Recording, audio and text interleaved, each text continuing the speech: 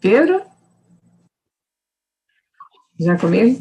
Boa noite a todas, boa noite a todos, boa noite a todes. É muito bom, né, a gente chegar aqui essa noite de lançamento da Rede Nacional de Combate à Desinformação.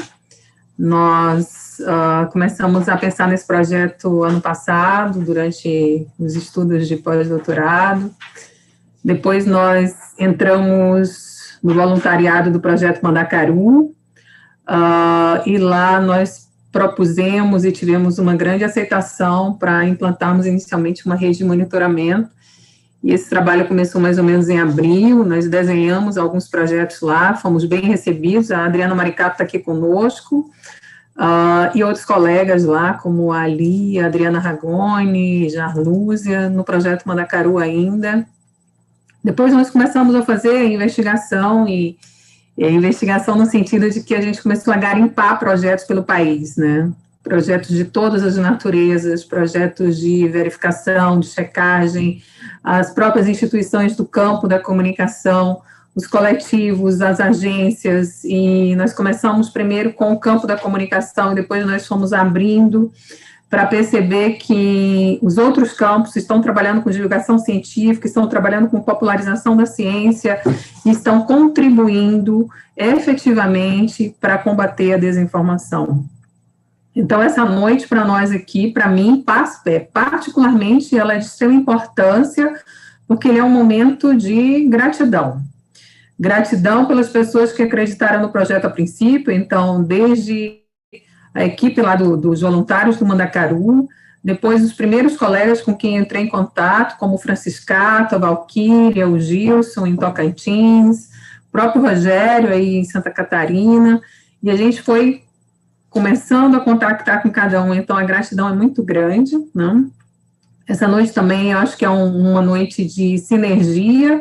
O que me deixou muito feliz foi perceber não somente o potencial que a gente tem de norte a sul do Brasil, a gente está trabalhando isolado, em cada um no seu lugar, fazendo o seu projeto, trabalhando na sua instituição, mas é perceber o tanto que a gente tem de esforço que está espalhado por todo o país, e que não estão linkados e que não se conhecem.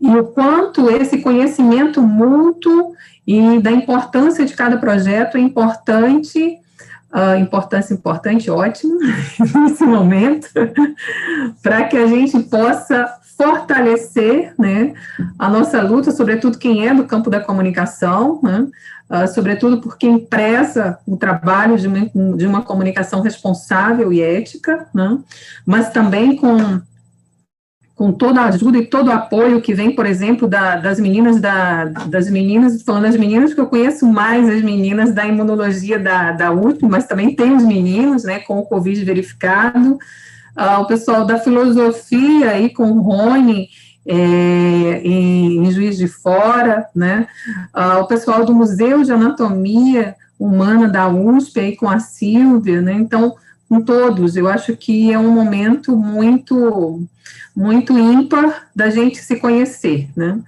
E pensar que a ideia da rede, ela está desenhada na plataforma, e aqui a gente agradece imensamente a Itamara e ao Vitor e ao Edgar, que nos colocou em contato com a Itamara e com o Vitor, né? E conseguiram traduzir aquilo que estava na nossa cabeça. Mas a rede, ela extrapola a plataforma, porque a rede em si é a nossa capacidade de interação sinérgica e reticular, né? A nossa capacidade de nos pautarmos uns aos outros, nos compartilharmos, nos conhecermos, divulgarmos o trabalho um dos outros, e assim a gente chegar a vários públicos ao mesmo tempo. O nosso projeto e a federação que eu presido tem um público específico. O Observatório de Comunicação Pública tem um público específico. O Observatório de Jornalismo, de Ética do Jornalismo tem um público. O Coronavírus em Cheque tem outro. Mas quando a gente hiperlinka tudo, a gente chega muito mais longe, né? Então, a ideia da rede, ela se concretiza na plataforma, mas ela é muito mais holística, e ela vai efetivamente se consumar se a gente conseguir efetivamente se conhecer um ao outro e fazer esse trabalho para além do que vai estar exposto nas redes sociais, para além do que vai estar exposto na plataforma das redes, mas envolvendo todos os sites, todas as plataformas, todas as redes sociais e tudo aquilo por onde a gente passe, né? Nos eventos que a gente vai fazendo e nas interações que a gente vai trabalhando. Então, a Rede Nacional de Combate à Desinformação é isso, né? Eu agora, como é um momento de gratidão, eu vou passar rapidamente por todos os projetos, né, e por todos que estão convidados para essa noite, e depois a gente vai se ver no vídeo, né, que ficou bem legal. Por favor, quando estiver na minha parte do vídeo, fechem os olhos, ficou horrível, né? Então, a Cláudia Galhardi é do aplicativo Eu Fiscalizo, né, da Fiocruz, um trabalho maravilhoso, um aplicativo através do qual a gente recebe denúncias de material desinformativo e a gente leva para checagem. Obrigada, Cláudia, obrigada Alice Souza e do Confere inteligente artificial, confere.ai, né, que é outro trabalho estupendo que a gente conheceu recentemente, que é do Pernambuco. A Agência Bore, que tem um trabalho muito bom de fazer esse hiperlink entre a ciência e a mídia, através dos jornalistas, das pessoas da Ana Paula Morales e da Sabine, a Agência Storm, né, que é a Itamara e o Vitor, que desenvolveram a plataforma, que trabalharam de forma intermitente conosco, né, e que foram, assim, incansáveis e muito competentes no trabalho deles, que vocês todos já puderam ver, né.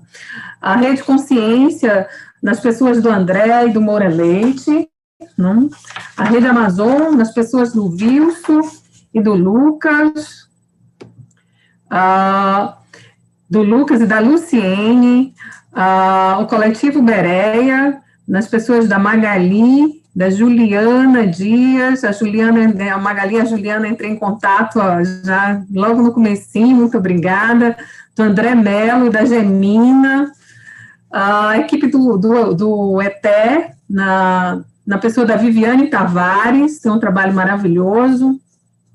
A minha equipe, no Joque Checagem, o professor Márcio Granês, o Fabrício Luz, o Edson Mineiro, o Pedro Júlio, a Mariana Medeiros, a Jéssica Catarine, a Thaís, a Sani, a Francine e todo o resto, né? A equipe do COA, na pessoa da Marta Alencar, do Wanderson Camelo, da Yuriane, do Arnaldo e do André Vitor, a equipe do Avoador, do interior da Bahia, na pessoa da professora Carmen Carvalho, a equipe do Desminto, do Tocantins, nas pessoas do Eduardo Azevedo, da Rafaela Lobato e da Gabriela, a equipe incrível da UFPE, e aí a gente entra Coronavírus, Saúde é o Tema, Rádio Paulo Freire, Programa Fora da Curva, Observatório de Mídia, né?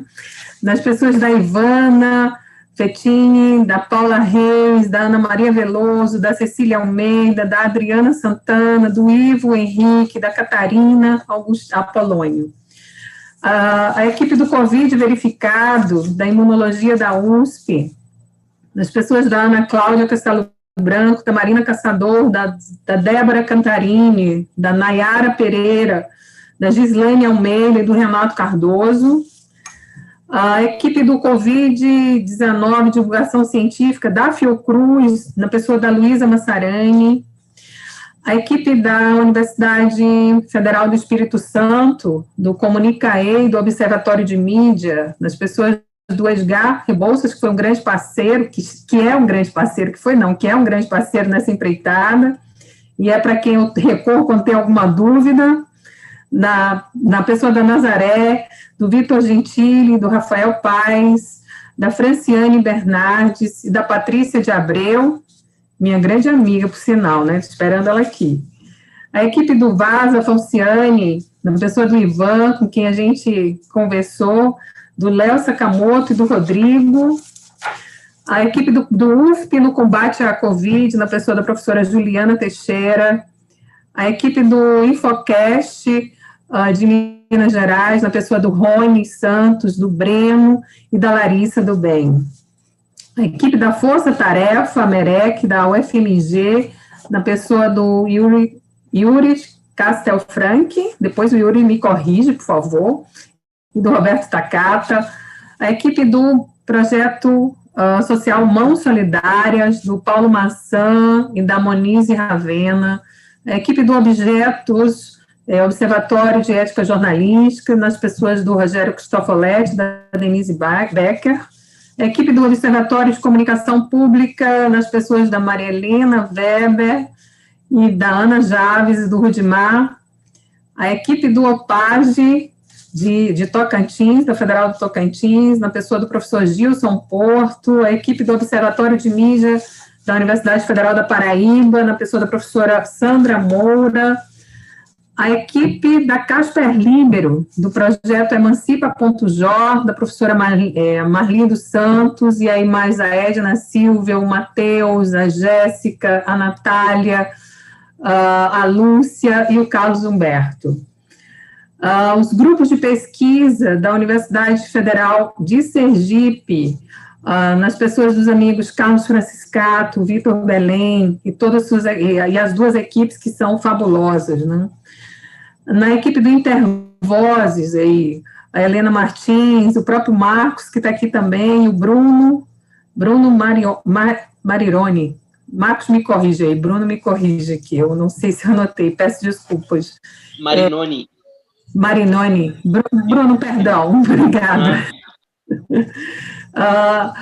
A equipe da nossa Sociedade Brasileira de Pesquisadores em Jornalismo, nas pessoas do Marcos Paulo e da Alcione Baquim, que está aqui conosco, na equipe da nossa Associação Brasileira de Pesquisadores e Profissionais de Educomunicação, nas pessoas do Felipe Saldanha, do próprio Ismar Marques e do Bruno Ferreira, a equipe da ULEPIC Brasil, o Marcos Urupá e o Anderson Santos, a equipe da Abracorp, Ricardo Freitas e Fábia Lima, da ABPCom, que é a Associação Brasileira de Pesquisadores e Profissionais em Comunicação Comunitária, do Carlos e da Cristina Gobi, a equipe do Projeto Mandacaru, que tem trabalhado comigo desde o começo de abril, Adriana Maricato, Adriana Ragone, Sérgio Storck, Jarlúzia e a Lia, e todo o restante. A equipe da Universidade Federal Fluminense, que está aqui com reconfiguração jornalística com a Raquel Bertol, e a equipe do Museu de Anatomia da USP, das pessoas do Edson Liberti e da Silvia Laquini. Então, gente, a todos nossa gratidão pela confiança do projeto, que o projeto efetivamente teria futuro e que tem futuro, e a gente está aqui para fazer com que ele efetivamente se torne cada vez maior, né? O observatório ele está aberto e a gente vai estar recebendo todos aqueles que tiverem aderência à nossa proposta de combate à desinformação, né? Pedro, então, a gente passa agora primeiro para o vídeo, apresentando os parceiros, né, que encaminharam o vídeo, e, posteriormente, a gente passa para apresentar a plataforma.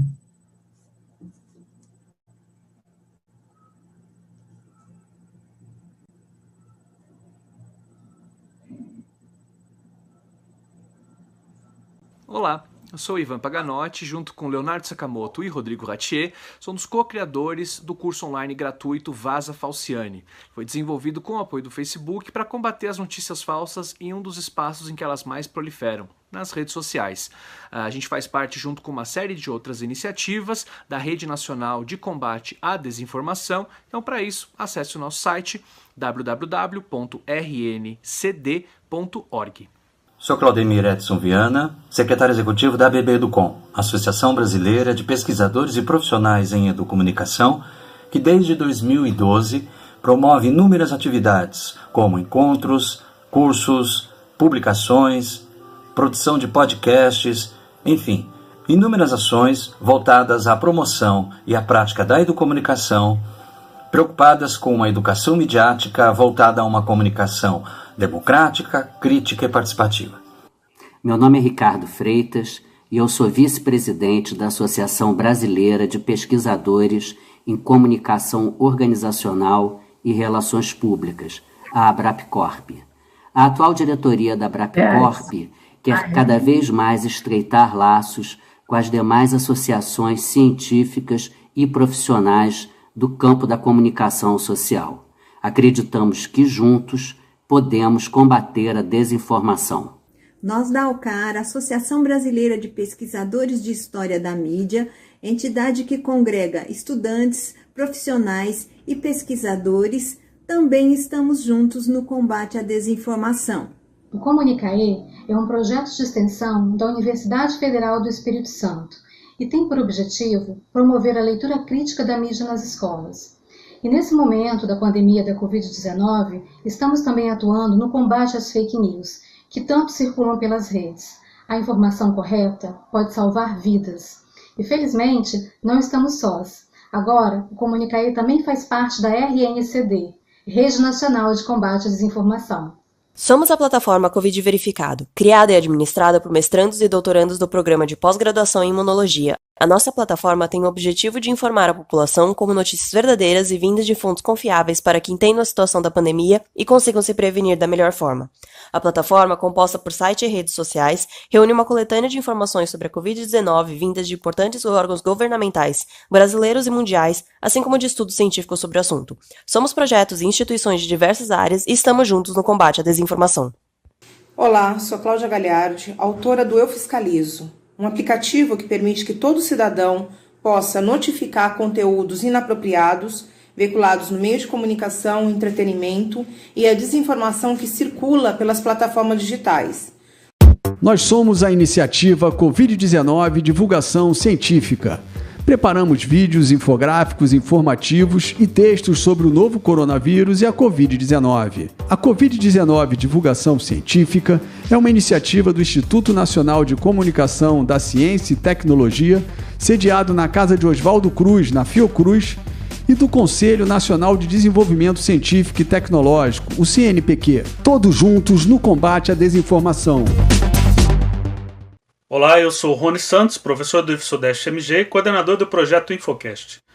O Infocast é um projeto de podcast que tem por objetivo combater a desinformação sobre a Covid-19 através da apuração de informações sobre a doença em sites confiáveis de institutos de pesquisa científica, bem como em sites de fact-checking e de jornalismo profissional. Após a apuração, são produzidos áudios de podcast que são divulgados nas redes sociais do projeto, bem como em plataformas de podcast. Meu nome é Márcio Granês, eu faço parte do Nujoc Checagem, da Universidade Federal do Piauí. Nosso projeto visa a fazer a checagem de mensagens capturadas das redes sociais. O objetivo é contribuir para uma informação verdadeira e plural. Somos projetos e instituições de diversas áreas e estamos juntos no combate à desinformação. O Observatório de Comunicação Pública assume o compromisso de integrar a rede de combate à desinformação.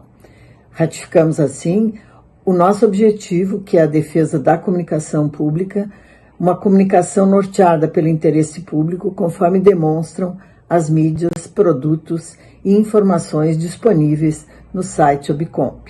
Somos muitos e estamos juntos no combate à desinformação. Sou Denise Becker, pesquisadora do Observatório da Ética Jornalística, o Objetos, daqui da Universidade Federal de Santa Catarina. Também somos um elo nesta importante rede nacional de combate à desinformação. O Observatório de Mídia, Gênero, Democracia e Direitos Humanos é um projeto vinculado ao Departamento de Comunicação Social da Universidade Federal de Pernambuco. O Observatório realiza o monitoramento das violações aos direitos humanos cometidas pelos veículos de comunicação e a sua responsabilização, produz campanhas educativas e também atua na formação para a leitura crítica da mídia. Oi, tudo bem? Meu nome é André Biernat, eu sou jornalista de Ciência e Saúde, sou o presidente e um dos fundadores da Rede Brasileira de Jornalistas e Comunicadores de Ciência, a Rede Consciência. Nosso grupo tem como grande objetivo reunir os profissionais na área do jornalismo científico para discutir onde estamos e como podemos melhorar o jornalismo de ciência no nosso país. E estamos juntos nesse projeto, somos mais uma iniciativa e mais uma instituição no combate à desinformação. Para saber mais, acesse www.rncd.org. Olá, aqui é o professor Wilson Júnior Sante, do Amazon, o Observatório Cultural da Amazônia e do Caribe, vinculado à Universidade Federal de Roraima. A Rede Amazon é uma plataforma de investigação, de produção de conteúdo experimental e de jornalismo alternativo que objetiva contribuir para o combate à desinformação daqui, a partir do extremo norte do Brasil. Somos gente de diversos projetos, de diversas instituições, de diversas áreas e estamos juntos no combate à desinformação. Acesse rndc.org e confira. Olá, nós somos um coletivo de professores do Departamento de Comunicação Social da Universidade Federal de Pernambuco e temos os projetos na Rádio Paulo Freire. Temos o Coronavírus em Cheque, de combate à desinformação, o Saúde é o Tema, de divulgação científica e orientação de saúde, junto com o Momento Saúde e Manda no Zap, e o programa Fora da Curva, de análise de conjuntura e leitura crítica da mídia. Estamos juntos no apoio à Rede Nacional de Combate à Desinformação. Nós, da Associação Brasileira de Pesquisadores em Jornalismo, a SBPJOR, colocamos à disposição dos pesquisadores os nossos espaços institucionais para o debate e a formulação de ações que desnude os movimentos estratégicos de desinformação da população. Somos projetos e instituições de diversas áreas e estamos juntos neste combate. Acesse www.rncd.org. Eu sou Ana Regina Rego, presidenta da Federação Brasileira das Associações Científicas e Acadêmicas do Campo da Comunicação, a Socicom. A Socicom trabalha junto com as suas filiadas no fomento à pesquisa na comunicação e junto com outros projetos, outros coletivos e instituições, estamos juntos no combate à desinformação. Olá, meu nome é Tainá Cruz, sou colaboradora na agência Storm, que busca criar e reformular projetos, proporcionando experiências e conectando pessoas. Sabemos que vivemos numa época em que temos muito acesso ao conhecimento e informação e, paradoxalmente, vivemos muito mais desinformados. Por isso, nós da equipe Storm estamos muito felizes de poder contribuir com esse projeto tão importante e necessário que impulsiona o pensamento crítico e a reflexão. Estamos juntos no combate à desinformação. O Coronavírus em Cheque é uma iniciativa da Universidade Federal de Pernambuco que articula pesquisa e extensão. Através da análise das principais plataformas de redes sociais, bem como de agências de checagens de fato, nós observamos as principais estratégias de desinformação e denunciamos, através de podcasts, através de drops de interprogramas e também de relatórios disponíveis na Rádio Paulo Freire. Olá, eu sou Juliana Teixeira e faço parte do projeto UFP no combate à Covid-19, uma parceria entre o Comitê Gestor de Crise e o Centro Acadêmico de Comunicação Social da Universidade Federal do Piauí. Nosso objetivo foi oferecer informações sobre a Covid de maneira mais esclarecedora para a população em geral, principalmente pelas redes sociais, com foco no Instagram. Somos projetos e instituições de diversas áreas e estamos juntos no combate à desinformação. O título do nosso projeto de pesquisa é Fact-Checking e Cidadania Comunicativa, Estratégias para o Combate da Desinformação e Fake News. O nosso objetivo é contribuir nos processos comunicacionais de fact-checking para aprimorar as ações dos veículos jornalísticos e agências especializadas. Somos projetos e instituições de diversas áreas juntos no combate à desinformação. Olá, eu sou a Viviane Rosa, uma das fundadoras da ITES Checagem.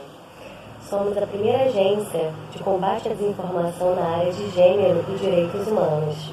Atuamos em 3 frentes: educação midiática, promoção de conteúdo e checagem de informação na área de gênero e direitos humanos.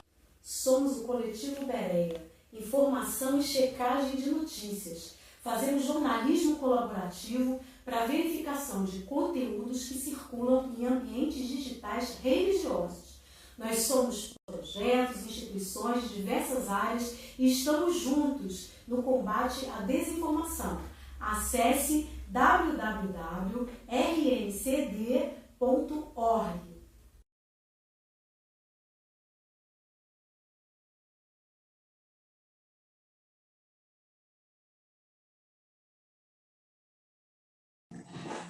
Pedro?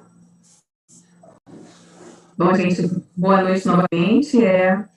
Depois a gente coloca mais vídeos conforme forem chegando. Agradeço a todos, né?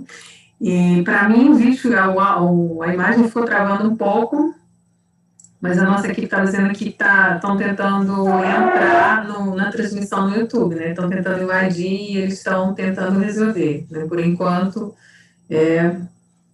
tá ok, mas a gente não sabe direito, né? Eu gostaria de apresentar agora a equipe da agência Storm. Tamara, Vitor, vocês estão aí? Libera o áudio da agência Storm. Tá aqui, Tamara, pronto. E Tamara pode colocar a imagem também, Tamara. Bom, a equipe da agência Storm. Oi, Tamara. Olá, tudo bem, gente? Boa noite. Boa noite. E o Vitor Magnoni, está por aí também? Está aqui do meu lado. Olá, boa noite. Vocês podem abrir a imagem para o povo conhecer vocês, né? Espera aí que eu vou liberar aqui, que estava travando um pouquinho no YouTube, a gente estava acompanhando por lá também. A equipe maravilhosa da agência Store, sediada em Vitória, no Espírito Santo, né? Aqui nós queremos agradecer muito por terem conseguido traduzir as nossas ideias em uma plataforma que foi extremamente bonita, clean e bastante fácil de se localizar, né? Então, a gente vai passar o vídeo agora. Vocês querem falar alguma coisa? Não, podemos iniciar o vídeo. Ok, então os nossos agradecimentos. Obrigada. Pedro, podemos apresentar a plataforma.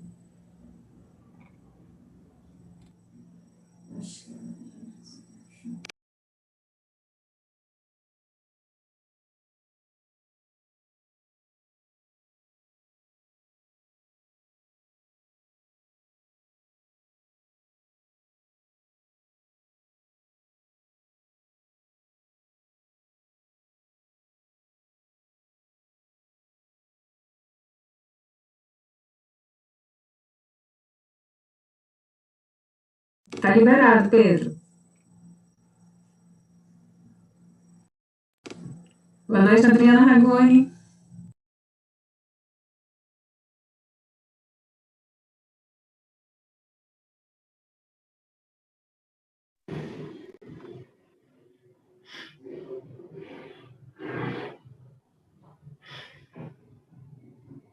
Olá, aqui é o Vitor, da agência Storm. Nós estamos muito felizes em participar desse projeto. Tivemos a oportunidade de criar a marca e a plataforma.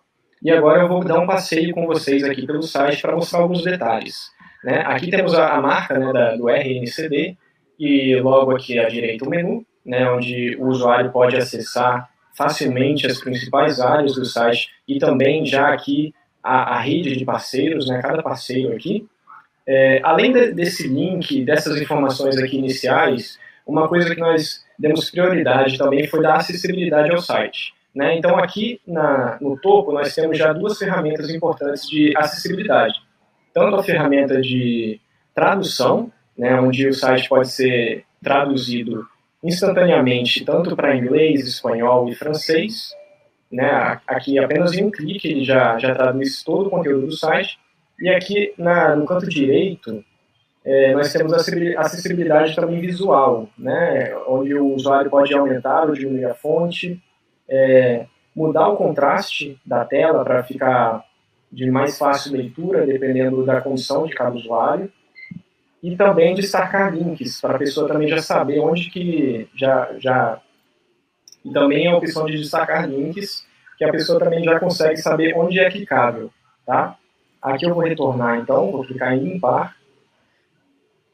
Então, voltando aqui ao formato original da página, nós temos já aqui em destaque a Rede Nacional de Combate à Desinformação, junto com a descrição, um botão que já vai direto para a listagem de parceiros, e descendo aqui também temos um resumo sobre a rede, né, com a ilustração, tópicos aqui em destaque, e logo abaixo, seguindo, já temos aqui a exibição de todos os parceiros da rede, a marca de cada um, o nome, e o link também para o website e principais redes sociais de cada um.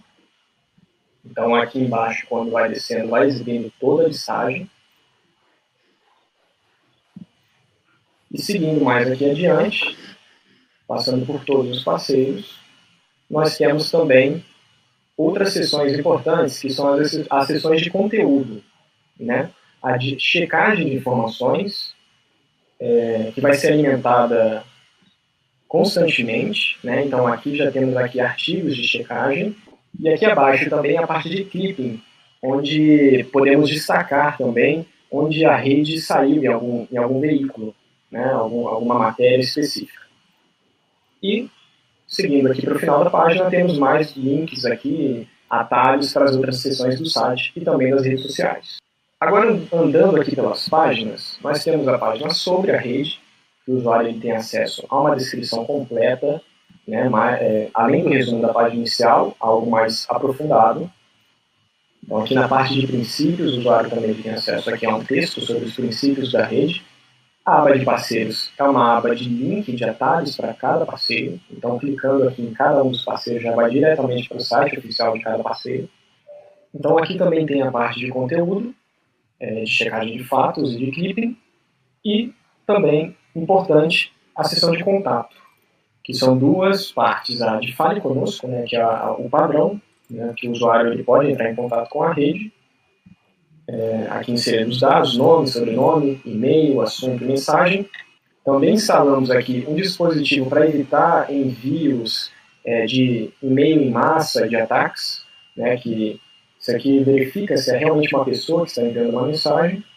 E assim também funciona na parte de denúncias, onde o usuário pode enviar denúncia a respeito de um website que está propagando algum tipo de fake news, perfil em rede social, grupo de WhatsApp. A pessoa consegue detalhar aqui e enviar também pelo formulário.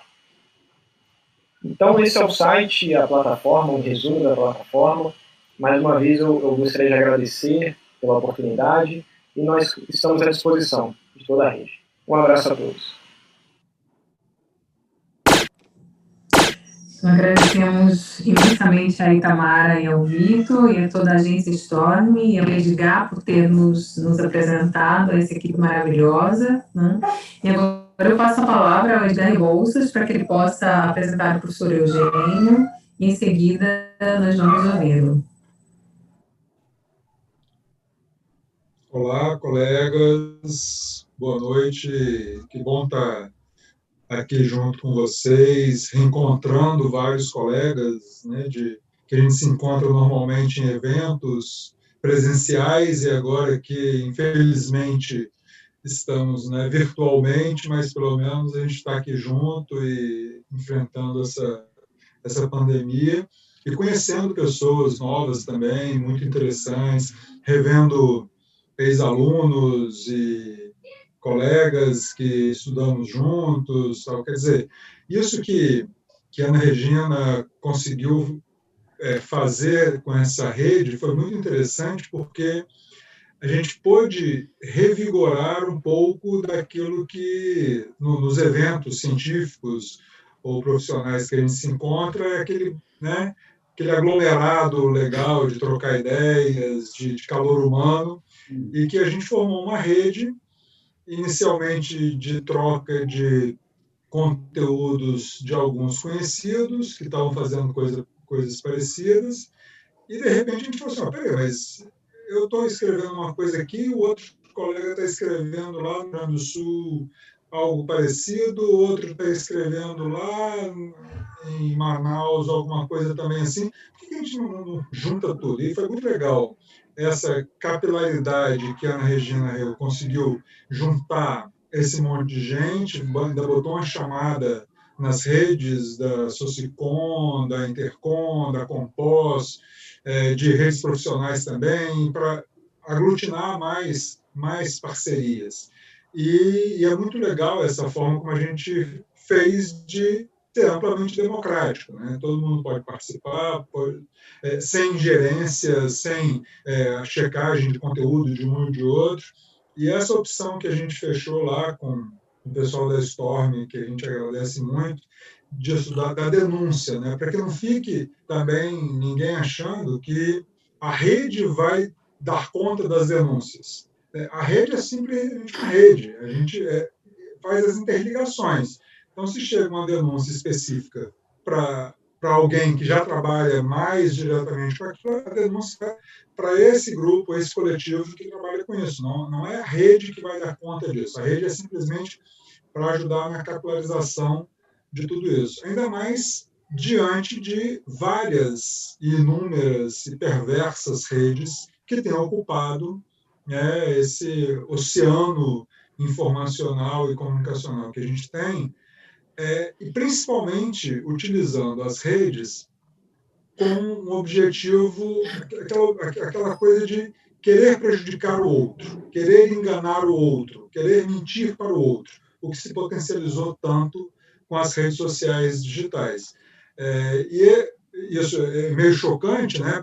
Então, vou dar um exemplo aqui. A gente trabalha no nosso Observatório da Mídia, a gente já faz acompanhamento de desrespeito aos direitos humanos nas mídias, mas a gente vai checar programas politicalescos na televisão, reportagens, publicidade enganosa que explorava crianças. Só que agora é um mundo de informação e desinformação que está surgindo que a gente não consegue dar tanta conta. E aí só com uma rede dessa que a gente pode, juntos, tentar fazer isso. E para nos ajudar a refletir um pouco sobre o que vem a ser o papel dessa rede, a importância dessa rede, a gente convidou o professor e jornalista Eugênio Butti, que é professor da Universidade de São Paulo, da Escola de Comunicação da Universidade de São Paulo. O que é interessante é que, normalmente, nos eventos de comunicação, a gente não precisaria fazer uma apresentação prévia de quem é o Eugênio Butti. Mas, como nós temos muitos parceiros que são de outras áreas também, eu tenho que fazer essa breve apresentação. Então, o professor Eugênio Butti, ele é inicialmente da área do direito, é da área do jornalismo, é da área acadêmica, tem uma infinidade de livros publicados e estudos, muitos deles na área da ética do jornalismo, da ética da comunicação em geral. Um livro mais recente dele, eu até estou com ele aqui, que fui desafiado a fazer uma resenha dele, que é esse aqui, Existe Democracia Sem Verdade Factual, com uma coleção coordenada pela professora Lúcia Santaella. Tem uma outra edição também do Rogério Cristofoletti, aqui, que é nosso colega parceiro na rede. Então, o professor Eugênio Butti, ele já vem futucando essa questão da informação, da mentira, como a gente chamava, da barrigada, como a gente chamava lá no tempo de redação, há muito tempo. E dando estoques portanto, na Folha, Estadão, Veja, várias revistas da Editora Abril. Ele foi diretor da Rádio Brás por um bom período também, e sempre com um posicionamento crítico. Sempre um profissional com posicionamento crítico na academia, onde a gente pode, né, ainda exercer nosso poder de análise e de criticidade com mais liberdade. Então, a gente convidou o professor Gino Butti para essas reflexões iniciais e essas provocações iniciais. Então, eu queria passar a palavra para o professor Gino Butti sobre, primeiro, assim, o que professor, né, nosso colega aqui, o que você acha disso, dessa rede, né, de formarmos, e aqui a gente teve essa chance de ver esse leque de diversidade, país afora, de gente que está trabalhando com os mesmos interesses. E aí, Eugênio, o que você acha disso? E bem-vindo aqui com a gente. Boa noite, Edgar. Primeira coisa, eu queria saber se vocês estão me ouvindo bem, se a imagem está boa, se o som está bom. Eu quero saudar essa grande e importantíssima reunião. Até eu que tinha estudado um pouco a rede pelas informações iniciais, fiquei muito entusiasmado com o que vocês conseguiram reunir, além do que eu já estava. É uma iniciativa da maior importância para o Brasil e, na pessoa da Ana Regina, que fez a apresentação, eu quero saudar a cada um. Eu localizo aqui vários professores que eu conheço, o Rogério Cristofoletti, mas vários, e eu mando um abraço para todo mundo, cumprimento a todos vocês. É uma maravilha o que está acontecendo aqui essa noite.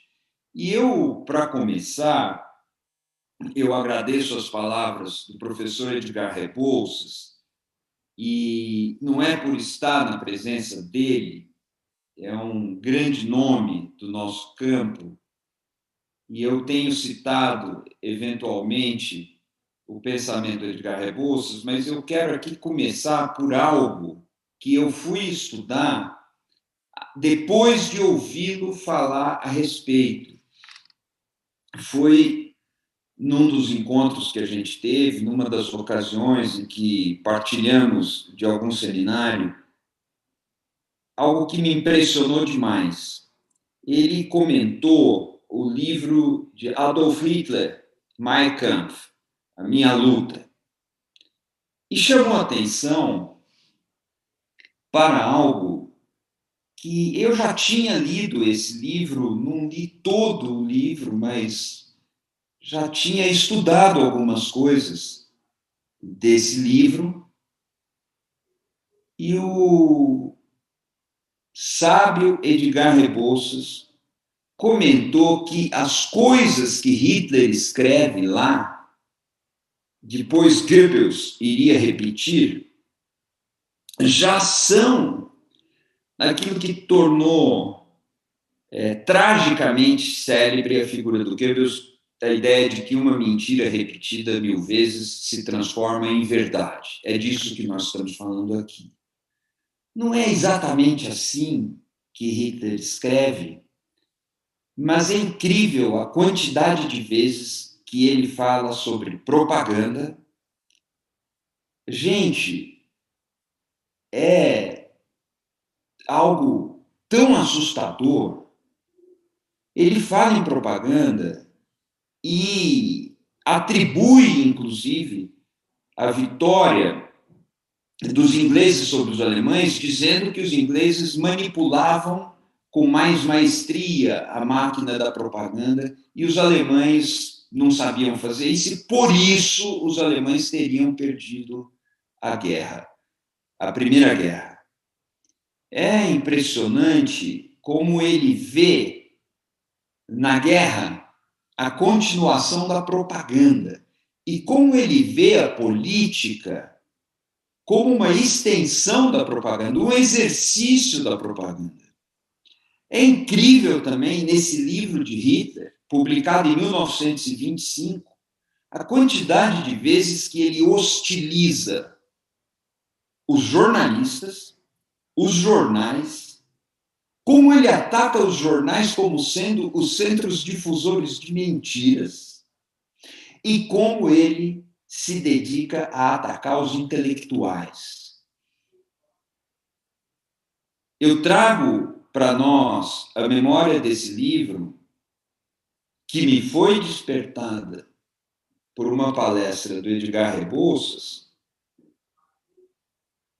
porque isso é um capítulo trágico da nossa história, mas porque também muitas das coisas contra as quais nós temos que nos levantar hoje, e vocês esta noite estão escrevendo uma página memorável, que será memorável, dessa necessidade que temos de nos levantar contra isso, isso contra o que nós temos que nos levantar aparece ali. Eu não diria que isso começou no nazismo. Isso vem de antes. Nós vamos encontrar traços desse mesmo tipo de política no bonapartismo. Um pouco depois da Revolução Francesa, no refluxo, nós já vamos encontrar traços dessa política. Essa política vai aparecer em alguns outros lugares, mas no nazismo nós temos um centro nervoso que irradia esse tipo de mentalidade pelo tempo, para o futuro. Vamos juntar com uma das grandes mentiras que nós ouvimos recentemente de autoridades, altas autoridades do governo federal. A ideia de que o nazismo é de esquerda. Vejam bem, nós temos pessoas que ocupam o cargo de ministro e de um ministério-chave dizendo que o nazismo é de esquerda. O que significa isso? Em primeiro lugar, que há um esforço, uma associação forçada entre tudo aquilo que se considera ruim com uma ideia de esquerda. Tudo que foi ruim só pode ser de esquerda, porque a esquerda só é capaz de nos legar problema, corrupção e morte. Portanto, isso é uma lógica, uma suposta lógica, o nazismo é de esquerda. Mas, na verdade, o nazismo, que todos os historiadores sabem que é um movimento de direita, ele vem ecoar no presente. Vamos lembrar que um alto funcionário da esplanada dos ministérios, outro dia mesmo, montou um pequeno teatro para fazer uma reconstituição de um discurso de Goebbels, inclusive com o fundo musical, com acordes de Richard Wagner, que é um gênio da música, mas foi apropriado por aquela estética maligna. E essa pessoa, outra vez, ecoou o nazismo. O que estava lá no nazismo? E eu vou dizer, é a ideia de que a política é propaganda, de que a propaganda é a fonte da verdade, de que essa verdade não guarda relação com os fatos e não precisa guardar, de que a razão pode ser expelida do diálogo entre os seres humanos, porque a razão vai querer verificar os fatos, e isso não interessa a esse poder. Essas noções vêm aparecer nos dias de hoje, inclusive quando um alto funcionário público ou alguém que exerce um cargo de ministro diz que o nazismo é de esquerda, inclusive aí, porque esse tipo de mentira é muito próxima da maneira como a propaganda era entendida como um instrumento da mentira que se tornaria verdade pelo nazismo. O risco que nós estamos correndo não é uma brincadeira. E essa associação que eu estou fazendo aqui, e que, vejam bem, não sou eu que estou fazendo aqui, porque os ecos estão aí, ela não pretende ser alarmista e, de forma alguma, ela pretende dizer que o poder que está se consolidando no Brasil é nazista. Claro que não é isso. Há outros episódios em que o nazismo apareceu entre nós de forma atabalhoada por iniciativa desse governo, como quando algum deles lembrou a Noite dos Cristais, num paralelo absolutamente inapropriado, indevido, não fundamentado e que gerou protestos de grande envergadura contra as autoridades do governo. Uma loucura, é uma sandice. Mas essa sandice é consistente com uma forma de política que se abastece da mentira e usa a mentira. É claro que há distinções de todos os tipos entre o poder que aí está e o que foi o nazismo. Outro dia, conversando com uma correspondente estrangeira no Brasil, esse tema surgiu. E a pessoa perguntou se eu veria paralelo. Eu disse que não podemos pensar em paralelo. Não podemos pensar em analogias. Até porque Goebbels tinha doutorado, sabia ler uma página sem ir aos soquinhos. Não era um exemplo disso que nós temos hoje no Brasil, de que a classe alta, a classe A econômica e política, é a maior expressão da indigência cultural que nós já tivemos por aqui. Goebbels tinha doutorado, Goebbels articulava as ideias com alguma clareza, embora para a direção do Holocausto. A comparação não se sustenta nem mesmo por aí. É tudo diferente, mas ao mesmo tempo não é. Ao mesmo tempo existem ecos daquilo que de pior aconteceu no século XX com o que está acontecendo agora no Brasil e em alguns outros países. Aqui eu desenvolvo um pouco a relação entre a mentira e a política, mas isso numa perspectiva que eu queria qualificar um pouco. É uma relação entre a mentira e a política, não em qualquer circunstância, mas a relação entre a mentira e a política dentro de uma política que só pode prosperar pela mentira. Nós não estamos falando de uma política que admite a ocorrência da mentira, ou mesmo, indo um pouco além, de uma política que é negligente com a vigência da mentira, o que seria um problema.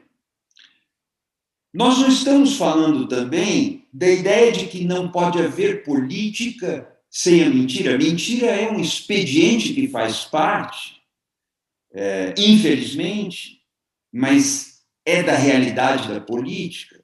Tantos admitiram isso, de Platão, Maquiavel, Hannah Arendt, tantos admitiram isso, sem elogiar a mentira, evidentemente. Mas não é disso que nós estamos falando. A relação entre mentira e política aqui precisa ser pensada na dimensão em que uma política só se realiza pela implementação da mentira. E uma implementação que é industrial, só se realiza pela indústria da mentira. É nesse sentido que eu gostaria de fazer breves considerações sobre a mentira na política. Nesse sentido, existe um eco, palavra que eu já usei, do nazismo no que acontece hoje no Brasil. Nessa perspectiva, nós vamos ter inúmeras diferenças, e são importantíssimas, porque o que eu estou dizendo aqui não significa dizer que o governo que aí está seja nazista. Eu não digo isso, e isso não é verdade. Mas a relação entre a política e a mentira, no sentido de que se trata de uma política que só se realiza pela industrialização da mentira e de mentira propagada na forma de propaganda, nós temos sim um eco, e ele deveria nos fazer pensar. Vejam uma coisa, as redes sociais, que são um traço do nosso tempo, realizaram algo que era um projeto desde o bonapartismo no século XIX. Era um traço distintivo do bonapartismo, uma capacidade do líder autoritário de estabelecer uma relação direta com as massas, atropelando as mediações, inclusive as mediações do parlamento. O líder do bonapartismo, nessa relação direta com as massas, consegue governar pelo apelo às emoções e às pulsões violentas. Isso, no nazismo e no fascismo, ficou escancarado. A figura carismática do líder, que atravessa as mediações, vejam bem, nós da área das comunicações lidamos com mediações o tempo todo.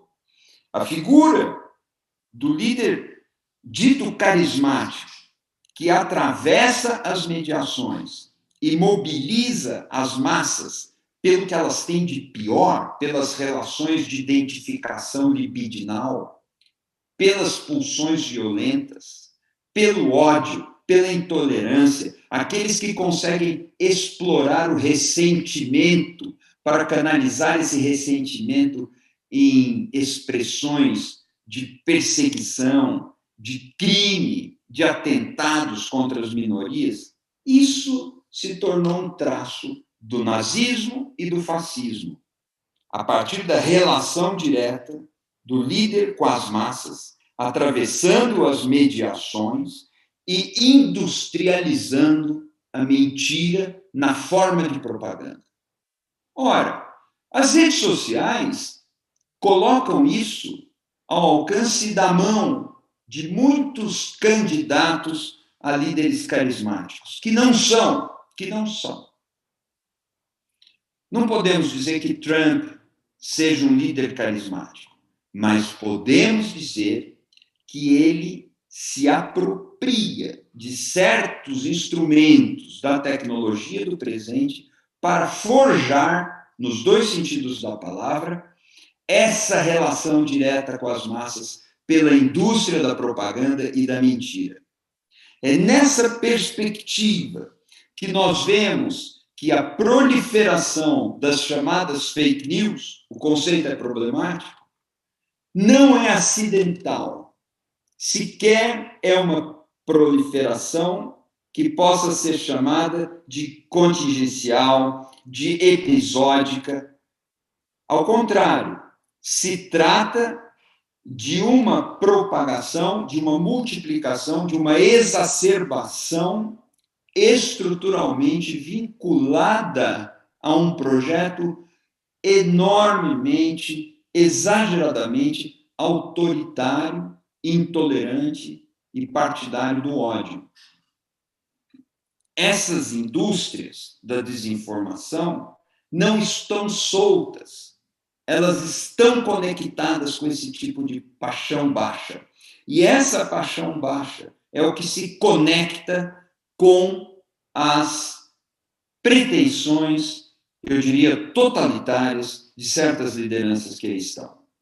Não é por acaso que as notícias fraudulentas se especializam em caluniar lideranças de esquerda, preocupadas com os direitos humanos, e se preocupam também com minimizar eventos como a pandemia e minimizar tragédias ambientais. Eu estou linkando aqui 3 áreas distintas para dizer que elas não são desarticuladas.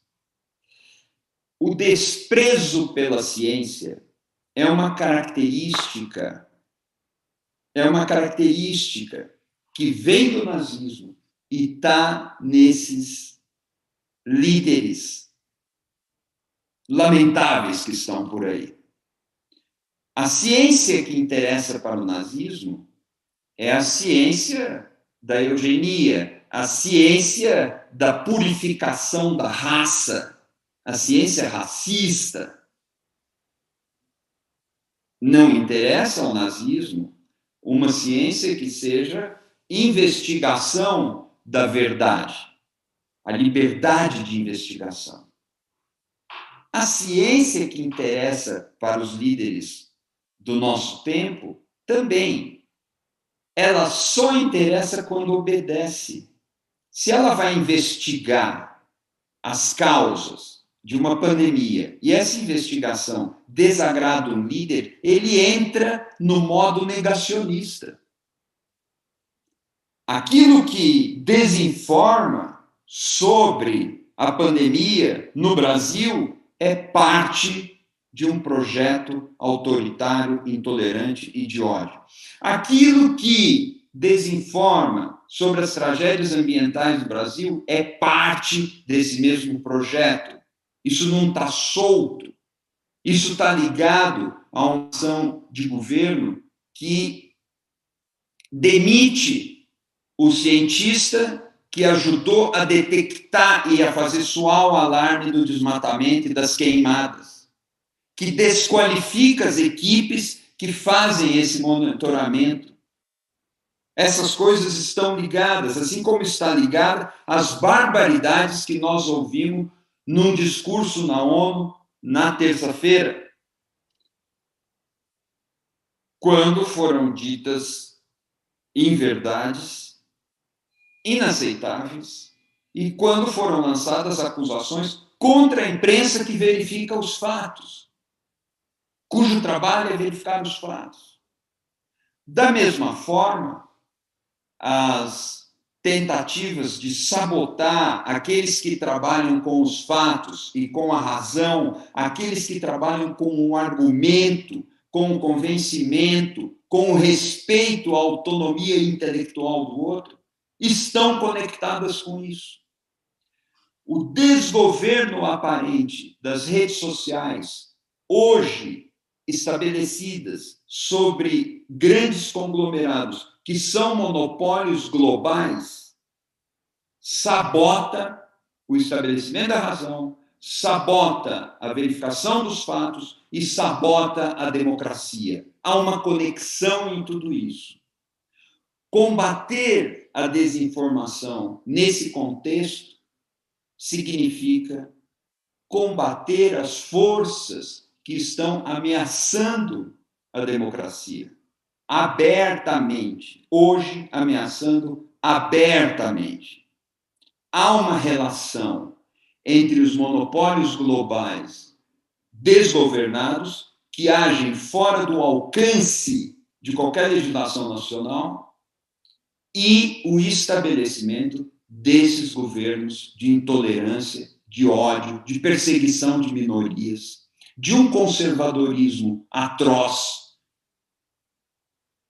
Há essa relação. Por isso que o que vocês estão fazendo aqui, e eu termino aqui a minha fala, se reveste de um significado muito grande e precisa ser saudado com o maior entusiasmo.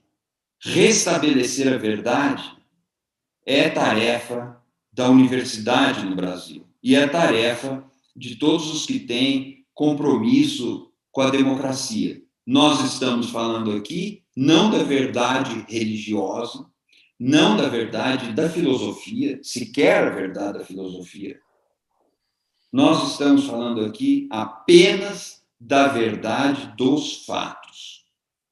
Essa é a verdade, é que eu me lembro de Hannah Arendt, com a qual a gente faz a política na democracia. E sem essa verdade dos fatos, a política na democracia se torna inviável. Portanto, se a verdade factual perder, a democracia estará perdida. Portanto, restabelecer os fatos é restabelecer as condições vitais para o funcionamento da democracia.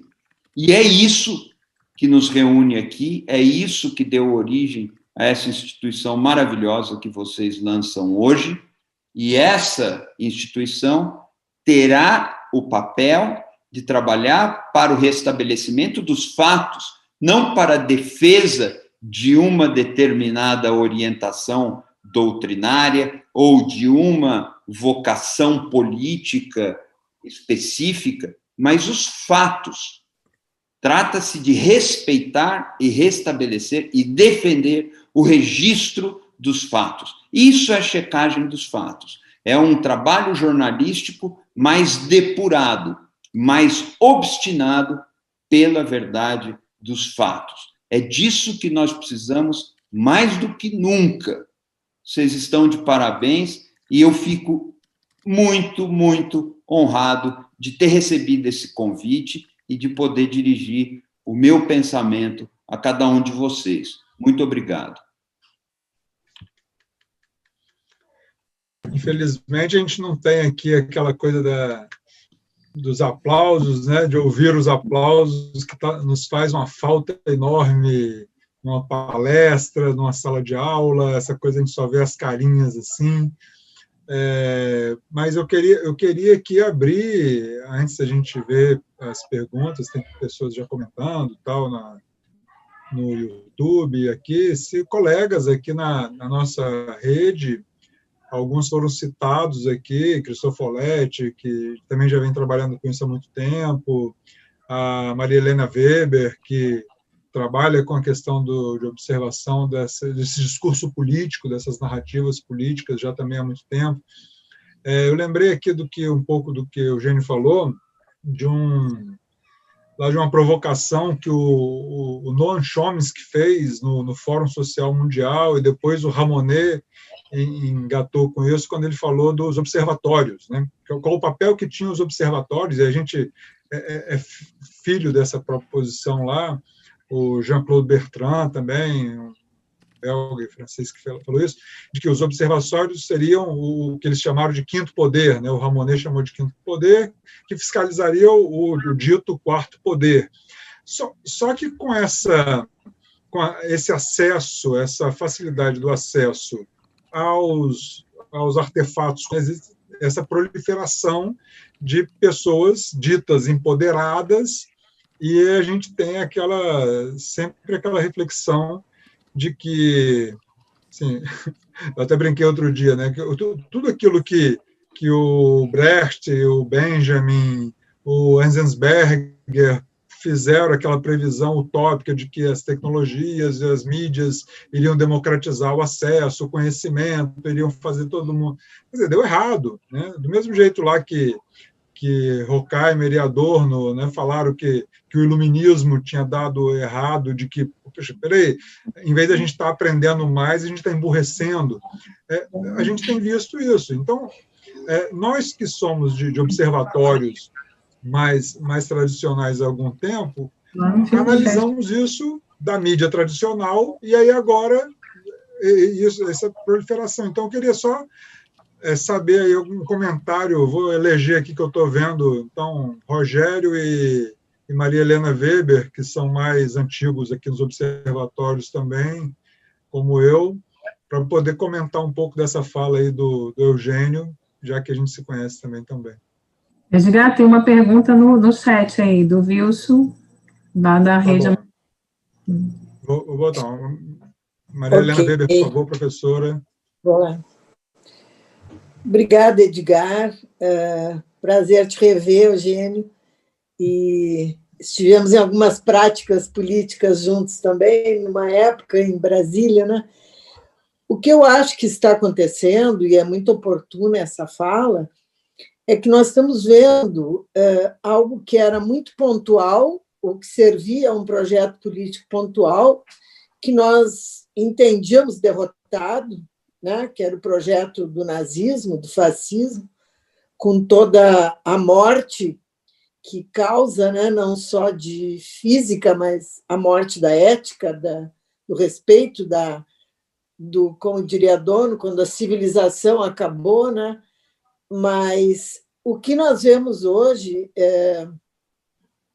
é um retorno, digamos assim, a isso que era muito pontual, algo que passa a ser assumido como uma prática de fazer comunicação política, de fazer comunicação governamental, né?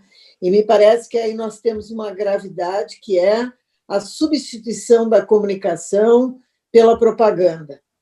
Então, quando se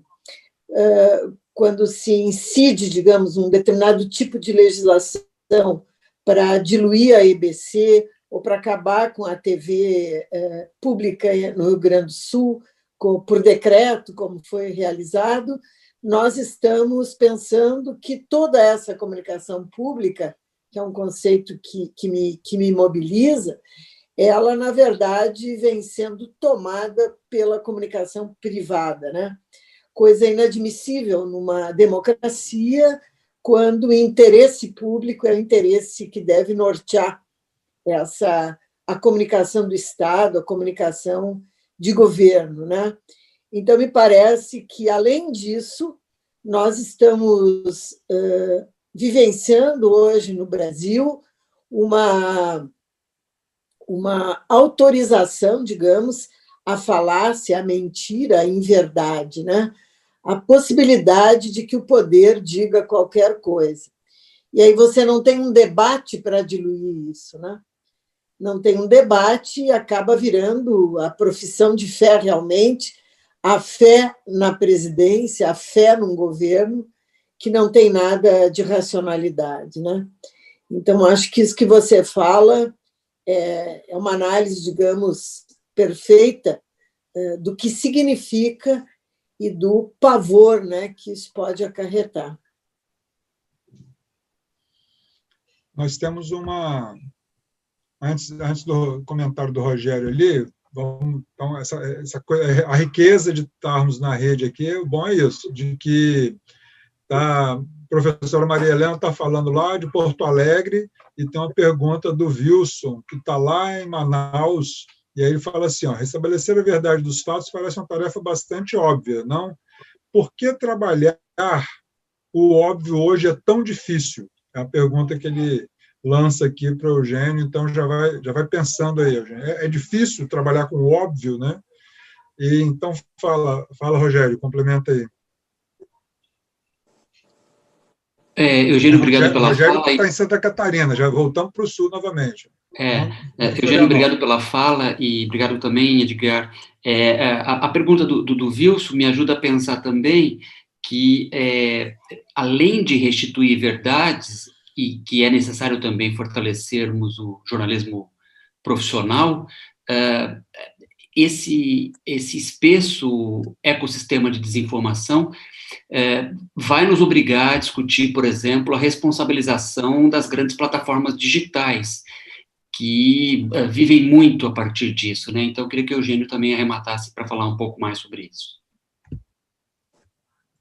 Eugênio, então comenta aí, enquanto eu vou aqui juntando os outros questionamentos dos colegas. Gente, muito obrigado.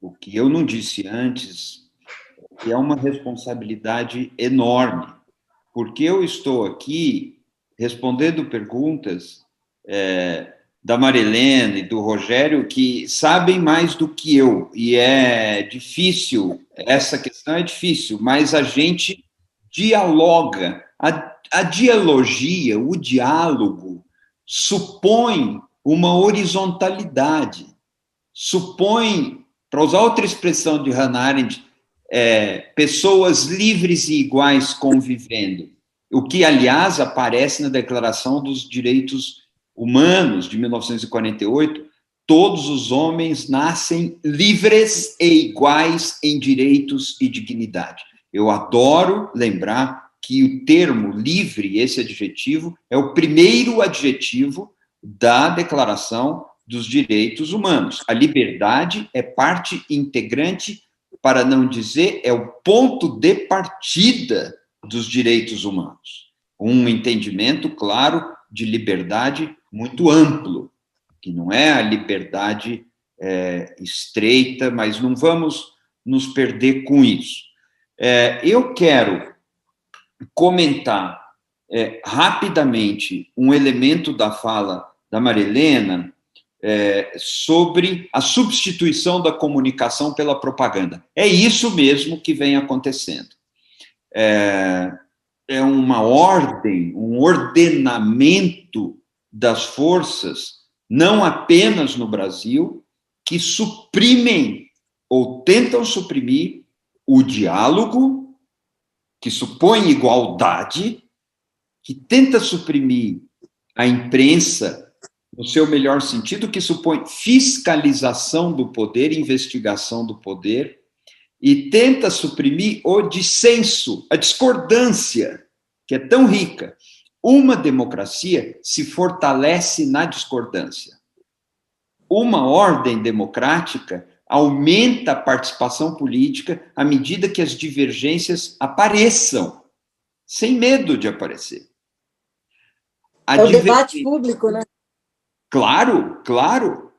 A divergência e o dissenso, ao contrário, são um problema intolerável para as ordens autoritárias.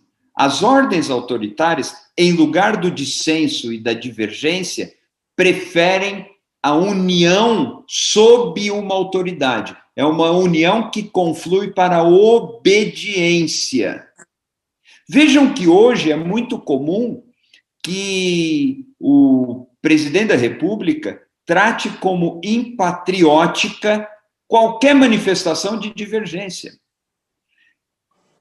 Ele procura desqualificar como falta de amor ao Brasil qualquer visão diferente.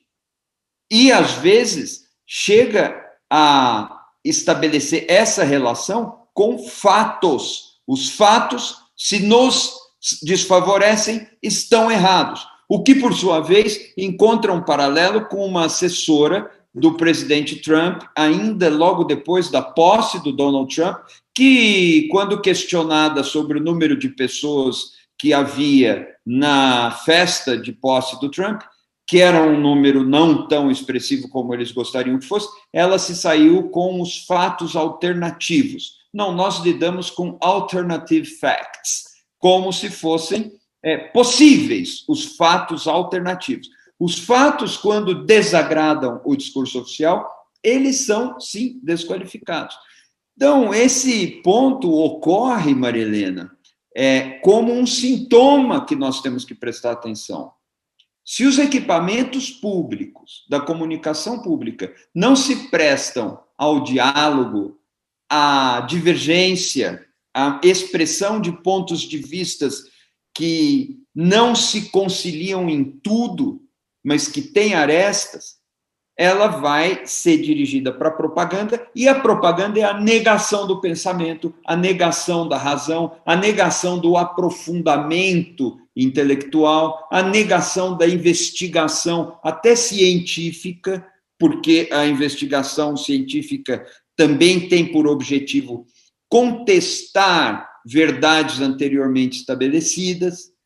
Portanto, nós estamos vivendo um período de estímulo à obediência, de inibição do debate aberto e de premiação dessa adesão à crítica típica de pelotões militares.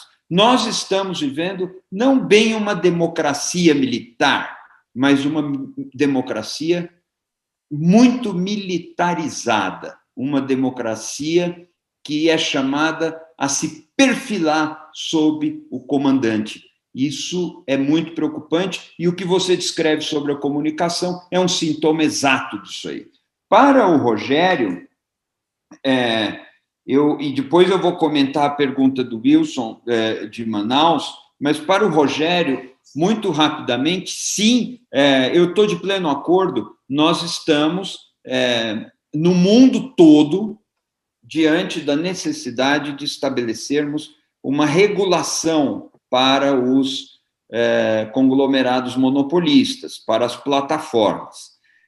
Isso vem assumindo colorações diferentes na França, na Alemanha, no Brasil, é um debate que está na ordem do dia.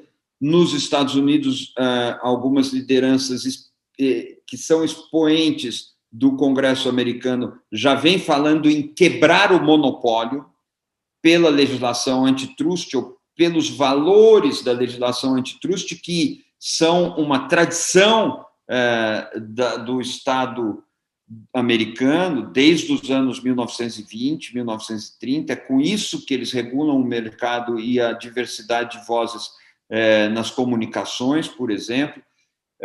Essas questões começam a aparecer. Eu tenho a impressão de que o caminho vai numa regulação que quebre o monopólio em escala global. E eu tenho preocupações com medidas legais que dependam de um juízo da autoridade judicial para separar o que é verdade e o que é mentira. Essa subjetividade da aplicação da lei pode ser um grande problema. Na Alemanha, isso funciona por causa de particularidades que nós podemos até discutir, mas, em geral, não é assim que funciona. Nós poderíamos regular essas questões combatendo as práticas aviltantes, os comportamentos abusivos, as condutas desleais, independentemente de ter que avaliar o conteúdo. Mas isso contribui para ir enfraquecendo o poder absolutamente incompatível com a democracia que esses conglomerados monopolistas conseguiram concentrar. Mas, sim, o tema está muito presente e há um projeto de lei caminhando no Brasil. Ele vem melhorando conforme as versões vão se sucedendo, mas precisa atenção, porque, pelo menos do meu ponto de vista, ainda existem problemas ali. Sobre o óbvio da verdade, a pergunta é excelente, mas veja só, Wilson que fez a pergunta, né? Veja só que coisa. Para quem é óbvio que a verdade dos fatos é importante? Para muita gente, os fatos não são aferíveis. Para muita gente, só o que existe é uma versão, ou existe uma guerra de versões. São duas versões que se enfrentam. Os fatos não importam. E esse pensamento está em todos os lados. Para quem é óbvio que os fatos contam, merecem respeito e precisam ser apurados? Não é para todo mundo. Isso é uma parte da educação política que nós não cumprimos bem. Veja que coisa impressionante. Eu ouvi de muita gente, não foram poucas, de muitas pessoas que não são pessoas de direita, e muito menos dessa direita que está aí, que é uma direita contra a democracia, é uma direita fora do campo democrático. Eu ouvi de pessoas que valorizam a democracia, que têm compromisso com a democracia, que a grande imprensa distorce os fatos e que nós teríamos que distorcer os fatos na outra direção. E eu dizia para essas pessoas, escuta aqui, a verdade não é a média aritmética entre duas distorções. Não adianta fazer isso. A verdade está nos fatos. E é muito interessante aparecer uma associação como essa, de verificação dos fatos, porque os fatos existem e podem ser bem apurados. Depois nós teremos divergências sobre eles. Quanto mais divergências, melhor. Mas nós não teremos dúvida de que os fatos existem. A Terra não é plana. Isso é um fato. O nazismo não é de esquerda. Isso é um fato histórico. Não podemos dizer que o nazismo seja de esquerda. A ditadura militar não foi um movimento de defesa da democracia militar no Brasil. Isso é um fato. A ditadura militar torturou pessoas, exilou pessoas, caçou professores universitários. Isso é um fato. Não é uma questão de interpretação ou de opinião. O dia D aconteceu no dia D. E as tropas das forças aliadas desembarcaram nas praias da Normandia. Isso é um fato. Não é uma questão de opinião. Desse ponto de vista, esse movimento que celebra o seu lançamento hoje é um movimento de respeito aos fatos. É claro que nós teremos divergências sobre a interpretação dos fatos e teremos divergências sobre como resolver os problemas, mas estaremos discutindo com base nos fatos. É o que Hannah Arendt diz, aliás, num texto maravilhoso, Verdade e Política. Então, nesse sentido, que eu digo que não é tranquilo que a verdade factual seja óbvia. É óbvia para nós que aqui estamos, mas muita gente acha que é o de menos, e muita gente não dá o devido valor a isso. Tem outra questão aqui, Eugênio. É uma última pergunta. Isso. Tá, a Magali, do Coletivo Bereia, ela toca num ponto que é bem interessante do seguinte: existe uma máxima, né, aquela máxima no Brasil, de que no Brasil não se discute sobre futebol, sobre política e sobre religião. Assim, por que não, né? Talvez por não se discutir tanto sobre política, religião e o futebol está do jeito que está, a política está do jeito que está e a religião está do jeito que está, né? E aí a questão dela vai sobre isso, de que a gente tem, da mesma forma que o Trump se baseou muito, né, em questões religiosas, o presidente brasileiro também, e até citou aqui, ela coloca na questão dela, que é muito grande, sobre a cristofobia. Ele falou da cristofobia, né, no discurso dele da ONU, e aí ela faz uma associação que também é essa coisa do nazismo, que o nazismo também trabalhou com a questão religiosa muito forte.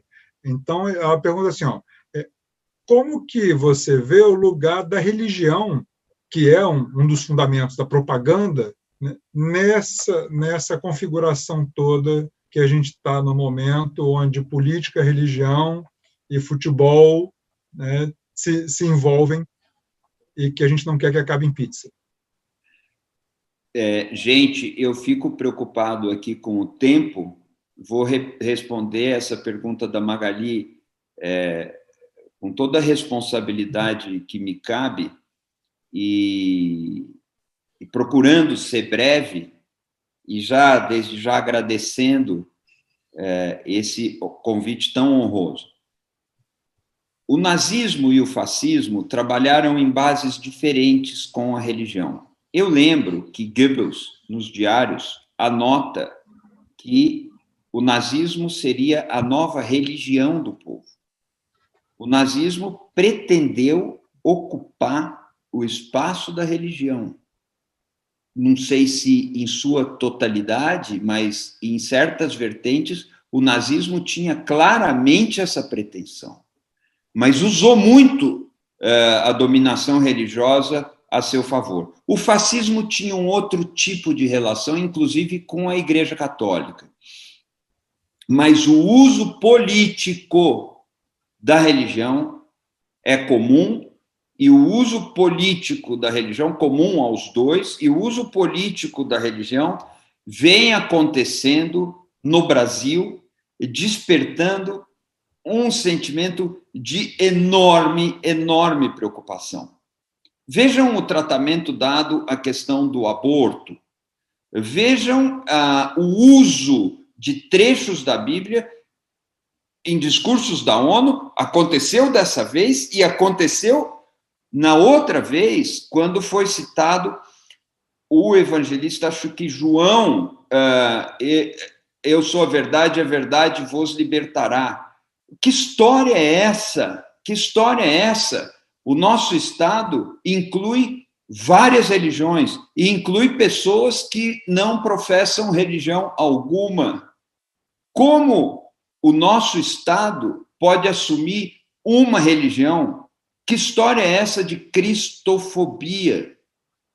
há uma instrumentalização perigosíssima com a mobilização de lideranças religiosas que convergem para a construção de um altar político que pode ameaçar minorias.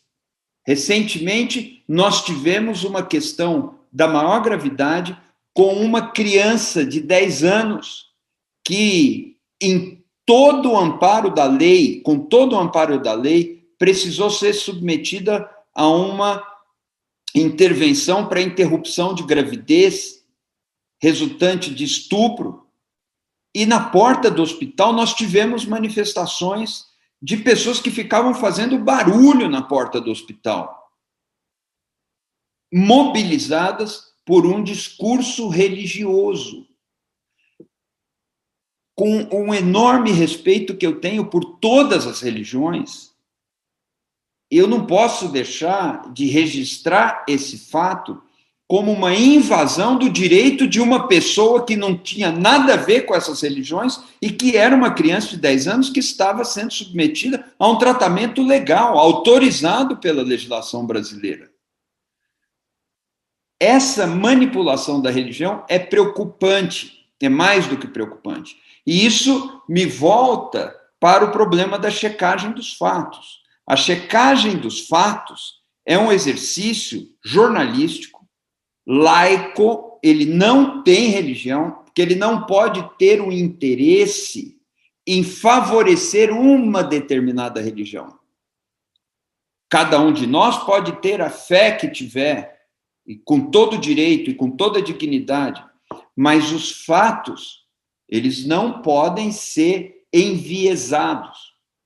Da mesma forma, a checagem dos fatos, que requer uma postura apartidária, uma postura laica, precisa observar a transparência das fontes, a transparência dos métodos, a transparência para corrigir erros cometidos e a transparência sobre os financiamentos de cada uma dessas organizações. Eu faço parte do Conselho de Ética da Agência Lupa, que é uma das pioneiras da checagem de fatos no Brasil. Rogério Cristofoletti está no conselho comigo dessa Agência Lupa, e esses pilares da ética, da checagem dos fatos, são essenciais, eles são consagrados no mundo, nas associações internacionais. Nós precisamos observar isso, porque se nós misturamos verificação dos fatos com partido político, ou verificação dos fatos com uma igreja, nós não verificamos os fatos. Nós vamos tomar conta dessa igreja, ou desse partido, ou desse governo. Então, isso requer uma atenção muito grande. Vai ser certamente a agenda de vocês. Vocês vão aprofundar essa discussão sobre as balizas éticas da verificação dos fatos. A pergunta é muito pertinente, é muito grave, e nós precisamos sempre ter olhar sobre isso. Mas muito, muito obrigado. Eu sou puro agradecimento nesse momento e espero ter ajudado as reflexões de vocês.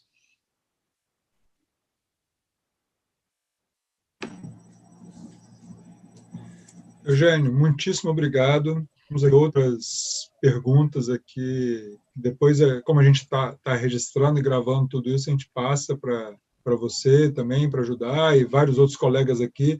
O bom da rede é isso, que a gente vai poder, todo mundo deitado na rede, confortavelmente, se balançando e discutindo sobre verdades e sobre checagem de fatos e combatendo essa enxurrada de desinformação que assola o país, né, e assola o mundo. Eu quero passar, então, agora a doutora Ana Regina,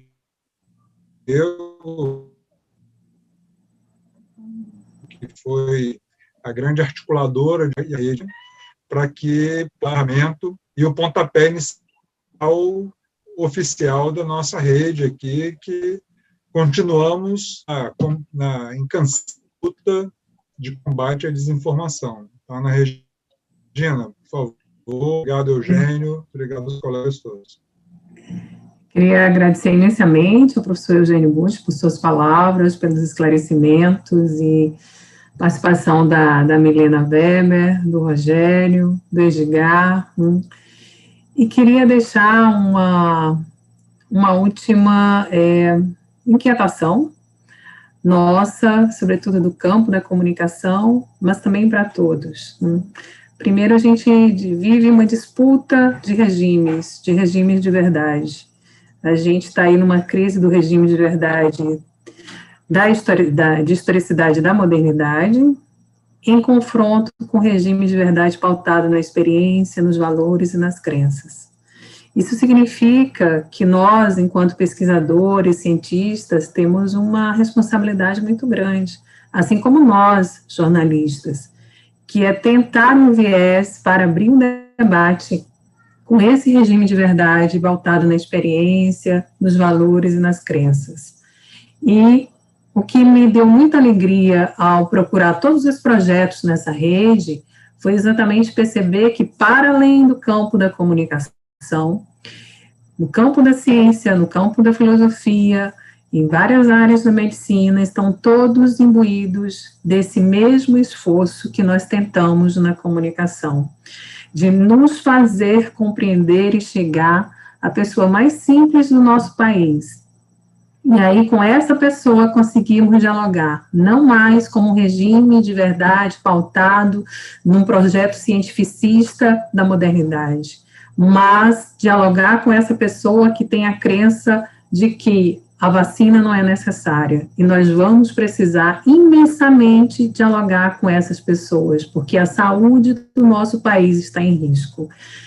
Eu acho o trabalho do Coletivo Bereia, assim como eu acho o trabalho de todos os projetos e todas as instituições que estão aqui de máxima importância, porque o Coletivo Bereia trabalha lá no ambiente das religiões e trabalha exatamente tentando dialogar com esse ambiente, desmistificando as narrativas que ali estão. Eu acho o trabalho do pessoal do Infocast, do Rony, de Juiz de Fora, de máxima importância. Por quê? Porque consegue traduzir aquilo que a minha equipe de jornalismo de checagem, de fact-checking, coloca em 5 páginas, 4 páginas, e eles colocam ali num áudio curto com a equipe de Pernambuco da Rádio Paulo Freire. Então, eu acho que a gente precisa abrir esse diálogo, e eu acho que essa rede, para além do campo do jornalismo, e eu sei quanto isso é difícil para nós, enquanto jornalistas, e para nós, enquanto pesquisadores e enquanto acadêmicos, mas eu acho que o momento urge isso, urge por isto, e eu acho que essa união aqui, essa força dessa pluralidade de trabalhos que a gente desenvolve, cada um em nosso campo, pode ser um começo para abertar toda a sua fala ao